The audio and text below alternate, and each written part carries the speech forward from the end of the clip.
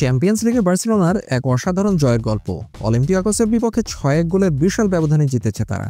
অনেকেই ভেবেছিল বার্সেলোনা সহজে জিতবে, কিন্তু ফার্মিন লোপেজ যে এমন অবিশ্বাস্য একটি হ্যাট্রিক করে ইতিহাস গড়বেন তা হয়তো কেউই ভাবেননি।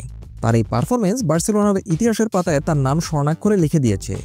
লা মাসিয়া থেকে উঠে আসা এই তরুণ খেলোয়াড়ের 3 গোল শুধু বার্সেলোনার বড় জয় নিশ্চিত করেনি, ক্লাবের ইউরোপীয় ইতিহাসে এক নতুন অধ্যায় যোগ করেছে।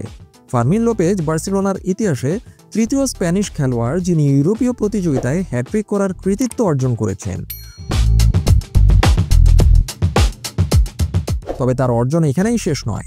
সংবাদ মাধ্যম মুন্ডো ডেপোর্টিভোর খবর অনুযায়ী 1992-93 মৌসুমে European cup UEFA champions league হিসেবে পরিচিতি পাওয়ার পর থেকে ফার্মিন লোপেজের চেয়ে কম বয়সী বার্সেলোনার একমাত্র খেলোয়াড় যিনি এক ম্যাচে 3 গোল করেছেন তিনি হলেন নেইমার। ব্রাজিলিয়ান এই তারকা 2013 সালের 11 ডিসেম্বর সেল্টিকের বিপক্ষে মাত্র 21 বছর 309 দিন বয়সে এই কীর্তি গড়েছিলেন।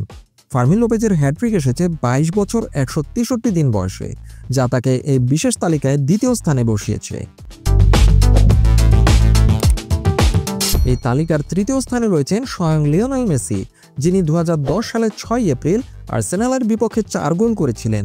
চ্যাম্পিয়ন্স লিগে সেটি ছিল তার প্রথম একাধিক গোলের ম্যাচ এবং সেটি ছিল বার্সেলোনার হয়ে তার প্রথম হ্যাট্রিক চ্যাম্পিয়ন্স লিগে। অলিম্পিয়াকোসের বিপক্ষে 3 গোল করে ফার্মিন লোপেজ চ্যাম্পিয়ন্স লিগের যুগে বার্সার নবম খেলোয়াড় হিসেবে হ্যাট্রিক করার সম্মান অর্জন করেছেন। এই অভিজাত তালিকায় রয়েছেন Rivaldo, Samuel Eto'o, Ronaldinho, Arda Turan, Lionel Messi, Robert Lewandowski, Neymar Junior এবং রাফিনিয়া। যদিও ফার্মিন লোপেজ হয়তো ক্লাবের অতীতের তারকাদের মতো গোলের পাহাড় নাও করতে পারেন, তবে তার এই পারফরমেন্স গোল করার ক্ষেত্রে তার সহজাত প্রতিভা তুলে ধরেছে। আক্রমণাত্মক একজন মিডফিল্ডার বা ফলস লেফট উইঙ্গার হিসেবে খেলা এই 22 বছর বয়সী খেলোয়াড় তার সময় জ্ঞান, শান্ত মেজাজ এবং পরিণত মনোভাব দিয়ে সবাইকে মুগ্ধ করে চলেছেন। তার এই অসাধারণ হ্যাট্রিক কেবল একটি ব্যক্তিগত মাইলফলক নয়, বরং বার্সেলোনার নতুন প্রজন্মের প্রতিভা সম্পর্কে সবাইকে একটি ধারণা দিয়ে গেছে।